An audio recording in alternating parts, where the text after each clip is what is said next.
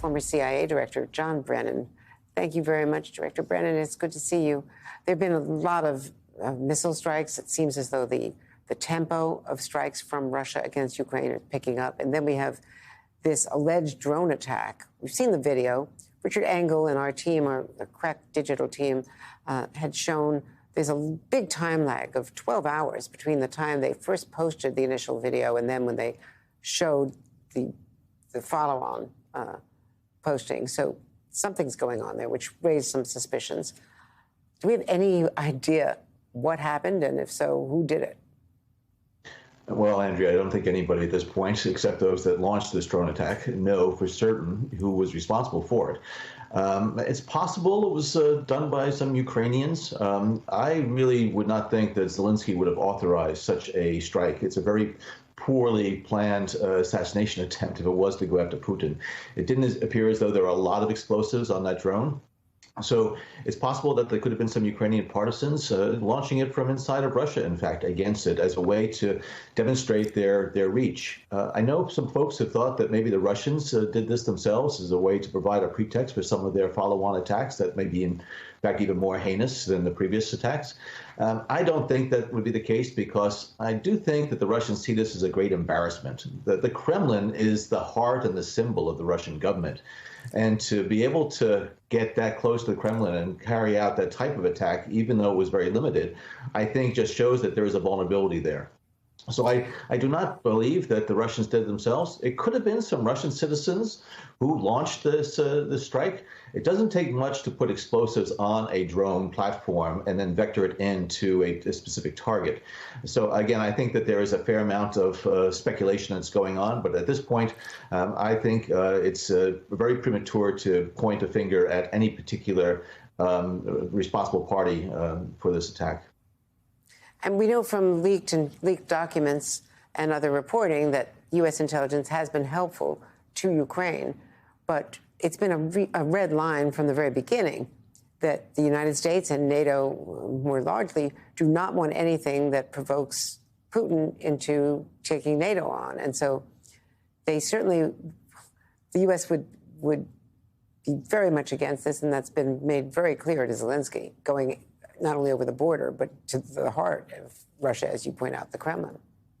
Yes, the U.S. government basically has prohibited and it told the Ukrainians not to carry out these attacks. In fact, since 2014, even when the Russians came into the eastern Ukraine, Donbas region, not to carry out attacks inside of Russia because it could lead to a very unfortunate escalation of the conflict and violence.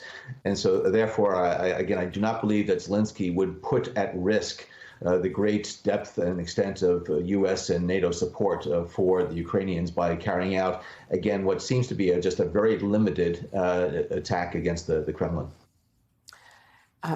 Then another question comes to mind, because while Zelensky has denied this and denied going into Russia, there have been attacks inside Russia. There's been an assassination, a very prominent one, that was clearly carried out with some connection to Ukraine, whether it was the government or government supporters. This is Dugina, the woman, the daughter of a very strong Putin supporter.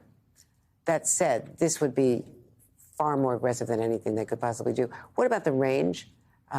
Could an American-supplied drone go as far as the Kremlin from the border, or is this something more likely launched internally? Well, I believe it's probably launched from inside of Russia. Again, there are a lot of places you can stage, that type of small drone attack. It's, possible with some of the drones that could reach, in fact, to Moscow from the inside of Ukraine. But again, I think, certainly the Ukrainian special forces have, great capabilities. And that's why it possibly could be some Ukrainians who have some affiliation with the Ukrainian military that might have been involved in this as far as the planning was concerned and the capability as well as the platforms themselves and the explosives. But again, I do not think it would have been something that had been authorized by President Zelensky, because it just would not have served, as he said publicly, any real purpose to do something like this. So I would have to put my money on it coming from inside of Russia, from those who are sympathetic to the Ukrainian cause, either Ukrainian citizens, and there are still many of them inside of Russia, or Russian citizens themselves who are just fed up with Putin's war that has caused such devastation, not only of Ukraine, but has killed so many young Russians who have been sent to slaughter inside of Ukraine. One more quick question. I wanted to ask you about Evan Gershkovich, the American, now 5 weeks as of today, in jail, charged with espionage. How likely would a prisoner swap be? Or this is such a serious charge, the same charge that Paul Whelan was convicted of. Again, a false charge, but he's been there for 4 years. And this is the first American journalist charged this way since the Cold War. Well, the Russians probably would like to have some type of spy swap as a way to justify their detention of Evan. Although Evan was not involved in espionage, he was involved in what good journalists and reporters do, which is try to find the truth.